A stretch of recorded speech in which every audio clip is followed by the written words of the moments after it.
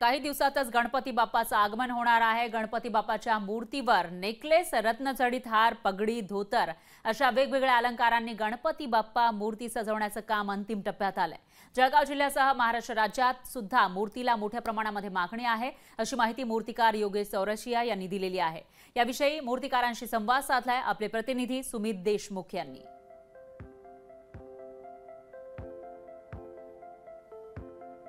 गणपती बाप्पाचं आगमन काही दिवसातच होणार असून मूर्तिकारांनी मूर्तीवरती शेवटचा हात देखील फिरवलेला आहे। आपण पाहू शकतो जळगावच्या चौरसिया या मूर्तिकाराकडे यांनी बनवलेल्या ह्या वेगवेगळ्या आकारातील मूर्त्यांवरती ज्या पद्धतीने साज चढवलेला आहे, प्रत्येक मूर्तीवरती हिरा रत्न जडित असेल, त्यानंतर मोतीचा हार असेल, हिऱ्यांचा हार असेल, असे वेगवेगळे हार या मूर्त्यांवरती चढवलेले आहेत। आणि जे मूर्तिकार आहेत योगेश चौरसिया ते आपल्यासोबत जुळलेले आहेत। आपण थेट त्यांच्याशी संवाद साधूया। योगेश भाई, मूर्ती या ठिकाणी सजवण्यात येते, शृंगार चढवण्यात येतो, नेमकं कशा पद्धतीने आपण काम करत आहात आणि हे किती वर्षापासून काम करत आहात? मी गेल्या 18 वर्षापासून हे काम करतोय। माझा पूर्ण परिवार हे काम करत असतो।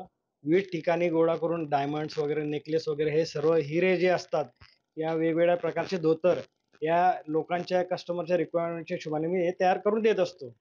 आणि विविध प्रकारचे जे प्रकार असतात ते आम्ही काही मटेरियल सुरतवरून, काही मुंबईहून, अहमदाबादवरून असं असेंबल करतो आम्ही आणि त्या मूर्त्यांना आम्ही लावतो। सुमित देशमुख, लोकशाही मराठी, जळगाव।